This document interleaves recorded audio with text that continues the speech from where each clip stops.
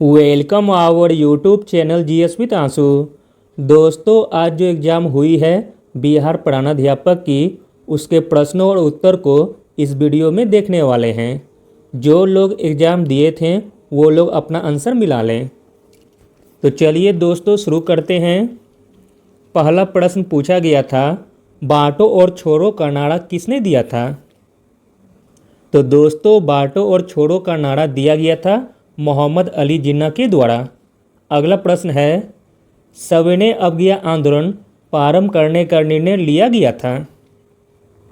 तो दोस्तों, सविनय अवज्ञा आंदोलन प्रारंभ करने का निर्णय लिया गया था लाहौर अधिवेशन 1929 में। अगला प्रश्न दोस्तों पूछा गया था, क्रिस प्रस्ताव को एक टूटते हुए बैंक पर बाद की तिथि का चेक के रूप में किसने वर्णित किया था?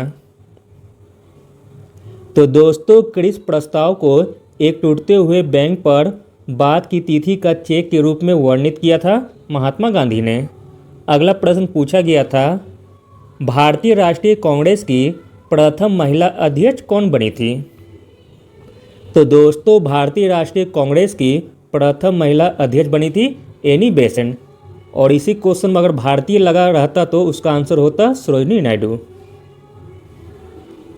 अगला प्रश्न दोस्तों पूछा गया था, भारत का महान वृद्ध व्यक्ति किसे कहा गया है? तो दोस्तों, भारत का महान वृद्ध व्यक्ति कहा गया है दादा भाई नौरोजी को। अगला प्रश्न पूछा गया था, कांग्रेस में उदारवादियों पर आक्षेप पर सुरक्षित वाल्व सिद्धांत का किसने प्रयोग किया था?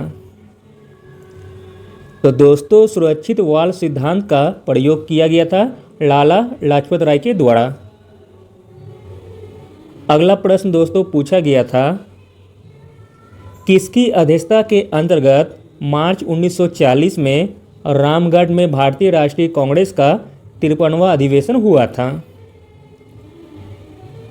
तो दोस्तों, मार्च 1940 में रामगढ़ में भारतीय राष्ट्रीय कांग्रेस का 53वां अधिवेशन हुआ था मौलाना अबुल कलाम आज़ाद की अध्यक्षता में। अगला प्रश्न पूछा गया था, किस घटना के दौरान वंदे मातरम गीत एक धार्मिक मंत्र बना था? तो दोस्तों, वह घटना थी बहिष्कार और स्वदेशी आंदोलन, जो कि 1905 में हुई थी। अगला प्रश्न पूछा गया था दोस्तों, भारत के विभाजन को प्रथम बार स्वीकार किया गया था? तो दोस्तों, भारत के विभाजन को प्रथम बार स्वीकार किया गया था माउंटबेटन योजना के तहत। अगला प्रश्न पूछा गया था, वह प्रथम भारतीय मुसलमान कौन था जो दिल्ली का सुल्तान बना था? तो दोस्तों, वह प्रथम भारतीय मुसलमान था कुतुबुद्दीन ऐबक, जो कि ऑप्शन में नहीं दिया गया था, इसलिए दोस्तों ऑप्शन ई सही हो जाएगा। अगला प्रश्न पूछा गया था, 1893 में किसने ब्राह्मण विधवा से शादी की थी? तो दोस्तों, 1893 में ब्राह्मण विधवा से शादी की थी डीके कर्वे ने।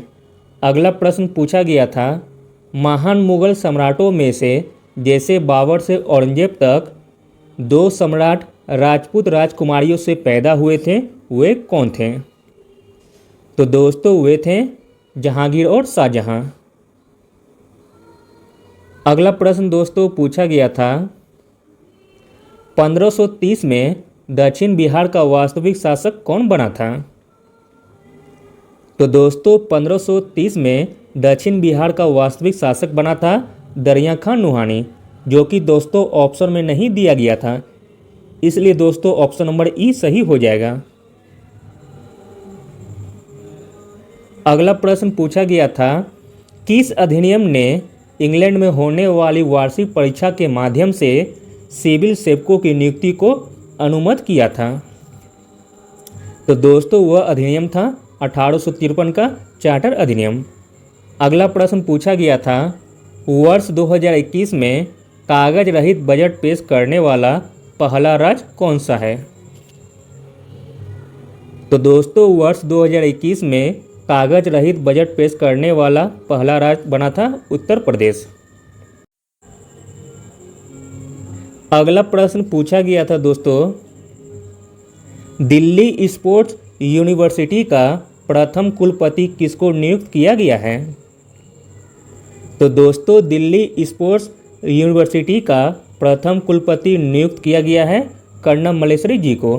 अगला प्रश्न पूछा गया था, विश्व स्वास्थ्य संगठन की E2025 पहल किस पर केंद्रित है? तो दोस्तों विश्व स्वास्थ्य संगठन की E2025 पहल केंद्रित है मलेरिया उन्मूलन पर।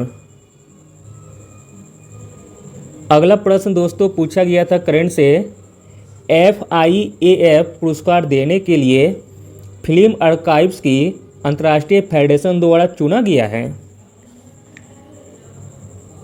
तो दोस्तों FIAF पुरस्कार देने के लिए फिल्म आर्काइव्स की अंतर्राष्ट्रीय फेडरेशन द्वारा चुना गया है अमिताभ बच्चन जी को। अगला प्रश्न पूछा गया है दोस्तों, और यह क्वेश्चन दोस्तों BPSC सेट में कराया गया था, भारतीय ओलंपियन नीरज चोपड़ा ने कितने मीटर की दूरी को थ्रो करके स्वर्ण पदक जीता है? तो दोस्तों आंसर हो जाएगा 87.58 मीटर। अगला प्रश्न पूछा गया था, इंडिया इंटरनेशनल विज्ञान उत्सव 2021 का 7वां संस्करण कहां पर आयोजित किया गया था? तो दोस्तों यह आयोजित किया गया था गोवा की राजधानी पणजी में। अगला प्रश्न दोस्तों पूछा गया था, बिहार की एथेनॉल उत्पादन संवर्धन नीति 2021 में किस राशि तक की सब्सिडी का प्रावधान है? तो दोस्तों 5 करोड़ तक की राशि की सब्सिडी का प्रावधान है। अगला प्रश्न पूछा गया था, बिहार में दिसंबर 2020 में उद्घाटन हुए नए कोलीवर पुल की लंबाई लगभग कितनी है? तो दोस्तों कोलीवर पुल की लंबाई लगभग में है 1500 मीटर।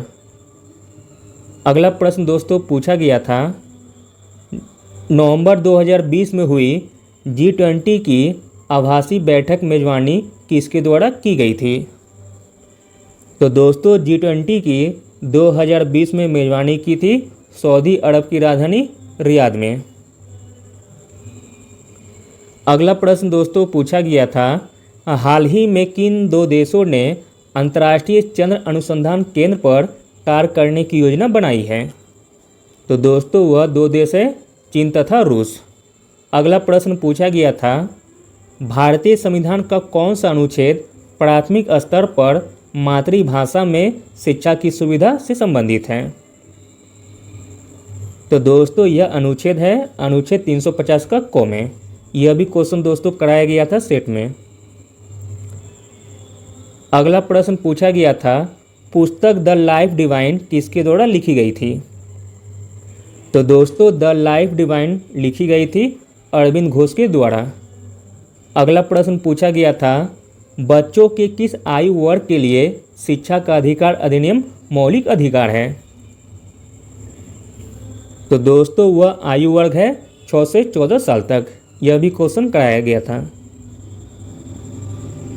अगला प्रश्न दोस्तों पूछा गया था, भारत में 10+2+3 शिक्षा की पैटर्न की सिफारिश किसके द्वारा की गई थी? तो दोस्तों भारत में 10+2+3 शिक्षा की पैटर्न की सिफारिश की गई थी कोठारी आयोग के द्वारा, जिसकी स्थापना 1964 में हुई थी। अगला प्रश्न पूछा गया था, भारतीय संविधान का कौन सा अनुच्छेद किसी भी व्यक्ति को कानून के समझ, समानता और कानून के सम्मान सुरक्षा प्रदान करता है? तो दोस्तों वह अनुच्छेद है अनुच्छेद 14। अगला प्रश्न दोस्तों पूछा गया था, ब्लीचिंग पाउडर का रासायनिक नाम क्या है? तो दोस्तों ब्लीचिंग पाउडर का रासायनिक नाम है कैल्शियम हाइपोक्लोराइट। अगला प्रश्न दोस्तों पूछा गया था, निम्नलिखित में से कौन सा रासायनिक परिवर्तन है? तो दोस्तों इसका आंसर हो जाएगा ऑप्शन नंबर ई, उपयुक्त में से एक से अधिक। खाना बनाना, भोजन का पाचन, यह दोनों दोस्तों रासायनिक परिवर्तन के उदाहरण हैं। अगला प्रश्न दोस्तों पूछा गया था, गाजर का रंग नारंगी होता है क्योंकि दोस्तों इसमें कैरोटीन होता है। अगला प्रश्न पूछा गया था, साबुन का बुलबुला किसके कारण रंगीन दिखता है? तो दोस्तों साबुन का बुलबुला रंगीन दिखता है व्यक्तिकरण के कारण। अगला प्रश्न दोस्तों पूछा गया था, भौगोलिक क्षेत्र की दृष्टि से बिहार का निम्नलिखित में से कौन सा जिला सबसे छोटा है। तो दोस्तों भौगोलिक क्षेत्र की दृष्टि से बिहार का सबसे छोटा जिला हो जाएगा शेखपुरा। अगला प्रश्न पूछा गया था, बिहार राज्य के प्रथम मुख्यमंत्री कौन थे। यह भी क्वेश्चन कराया गया था। तो दोस्तों बिहार राज्य के प्रथम मुख्यमंत्री थे श्री कृष्ण सिंह। अगला प्रश्न पूछा गया था, गोलकनाथ बनाम पंजाब राज्य किस केस से संबंधित हैं। तो दोस्तों गोलकनाथ बनाम पंजाब राज्य संबंधित है मूल अधिकार केस से। अगला प्रश्न दोस्तों पूछा गया था, संसद की सबसे बड़ी समिति कौन सी है। तो दोस्तों संसद की सबसे बड़ी समिति है प्राक्कलन समिति, जिसमें 30 मेंबर होते हैं और 30 के 30 लोकसभा से चुने जाते हैं। अगला प्रश्न दोस्तों पूछा गया था, संविधान सभा के प्रांतीय समिति के अध्यक्ष कौन थे। तो दोस्तों संविधान सभा के प्रांतीय समिति के अध्यक्ष थे सरदार वल्लभ भाई पटेल, प्रांतीय पटेल। अगला प्रश्न दोस्तों पूछा गया था, किस अनुच्छेद के अनुसार संसद की संयुक्त बैठक होती है। तो दोस्तों संसद की संयुक्त बैठक होती है अनुच्छेद 108 के तहत। अगला प्रश्न पूछा गया था, अगर पंचायत का विघटन होता है तो चुनाव होने चाहिए। तो दोस्तों अगर पंचायत का विघटन होता है तो चुनाव होने चाहिए 6 माह के अंदर। अगला प्रश्न दोस्तों पूछा गया था, आत्मनिर्भर भारत योजना का संबंध क्या है। तो दोस्तों इसका आंसर हो जाएगा ऑप्शन नंबर ई, उपयुक्त में से एक से अधिक। आत्मनिर्भर भारत योजना का संबंध है अर्थव्यवस्था से, आधारभूत संरचना से, तकनीकी से तथा जनसांख्यिकी से। अगला प्रश्न दोस्तों पूछा गया था, निम्नलिखित संस्थाओं में से राष्ट्रीय स्तर पर कृषि साख के लिए कौन सी उच्च संस्था है। तो दोस्तों कृषि साख के लिए उच्च संस्था है नाबार्ड, जिसकी स्थापना 1982 में की गई थी। अगला प्रश्न पूछा गया था, भारतमाला परियोजना का मुख्य केंद्र है। तो दोस्तों भारतमाला परियोजना का मुख्य केंद्र है राज्य की सड़कों का सुधार। अगला प्रश्न दोस्तों पूछा गया था और यह क्वेश्चन मैंने कल ही कराया था, जनगणना 2011 के अनुसार बिहार का लिंगानुपात क्या है। तो दोस्तों जनगणना 2011 के अनुसार बिहार का लिंगानुपात है 918। अगला प्रश्न पूछा गया था, 15वें वित्त आयोग के अध्यक्ष कौन थे। तो दोस्तों 15वें वित्त आयोग के अध्यक्ष थे एन.के. सिंह। अगला प्रश्न दोस्तों पूछा गया था, किसके द्वारा किसानों को उनकी खेती की जमीन से अलग कर दिया गया था। तो दोस्तों आंसर हो जाएगा अस्थायी बंदोबस्त के तहत। अगला प्रश्न दोस्तों पूछा गया था, बिहार के वन्यजीव या पक्षी अभयारण्यों में से भौगोलिक क्षेत्र की दृष्टि से कौन सा सबसे बड़ा है।